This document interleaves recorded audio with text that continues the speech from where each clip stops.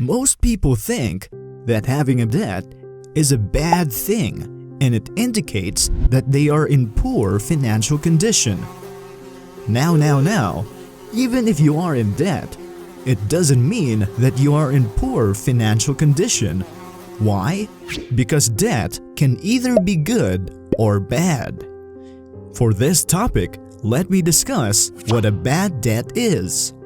Bad debt is a type of debt you've taken on for things you don't really need. Bad debt does not increase your wealth. Do you know what a bad debt actually increases? Your debt. You will be incurring more debt because of this.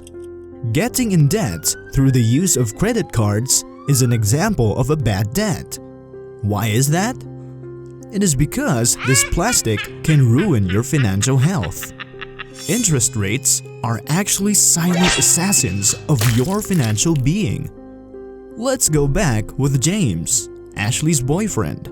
Hello? James, wanting to impress Ashley on her birthday, decided to buy a smartphone worth 10,000 pesos as a birthday present. Wow. However, he currently lacks funds. So James then decided to use his credit card to purchase a phone for Ashley. Since this is the first time James used his credit card, he is unaware of the dangers of credit card debt. Take a look at this. The credit card James used has a 3.5% interest, and the credit card company only requires a 5% monthly payment on the balance. Take your calculators out and let's compute together. If James followed the credit card company's 5% monthly payment, his payment schedule will be as follows. If you were James, how would you feel if you only have to pay 500 pesos for the first month and less than 500 pesos in the subsequent months? Would you feel happy or sad? Surely, you will think that it is pretty affordable. For the first month, James would have to pay a total of 500 pesos. However, the 500 pesos James paid will not be deducted directly to the 10,000 pesos balance. The 500 pesos James paid includes the 350 pesos interest computed by multiplying the balance of 10,000 pesos and the interest rate of 3.5%.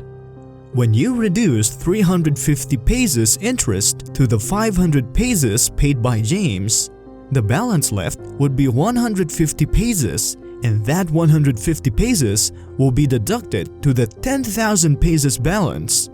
That would result in a balance of 9,850 pesos. That means James most likely paid 150 pesos for the smartphone and paid more on the interest. Shocking, right? It is unbelievable that you are actually paying more on the interest than paying on the real price of the phone. Let's move to the second month. The remaining balance in the second month is 9,850 pesos, and James still paid the 5% minimum payment that appeared on his monthly credit card bill. He incurred an interest of 344.75 pesos derived from multiplying the 9,850 pesos balance with the 3.5% monthly interest rate. When you multiply the 9,850 pesos with a 5% required payment, you will get a product of 492.50 pesos. The 492.50 pesos is paid by James. However, only a portion of it will be deducted to the balance of 9,850 pesos of the total amount paid by James. 344.75 pesos will cover interest, and the remaining amount of 147.75 pesos will be deducted to the balance.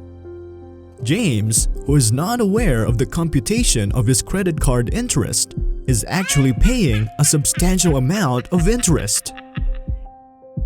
If you continue the credit card payment table, James will actually pay a total of 27,898 pesos at the end of the 10th year for a phone that only costs 10,000 pesos. Yes, after 10 years, James actually paid the credit card company almost 3 times the original cost. And that is not all. James still has a balance of 1,630 pesos after all those 10 years. It's quite unbelievable, but it's the truth. And this is how banks make money from credit card loans. A credit card loan for something you don't need is definitely not good for your financial health. Don't worry, not all debts are bad. We still have the good debt, and it will be discussed in our next video.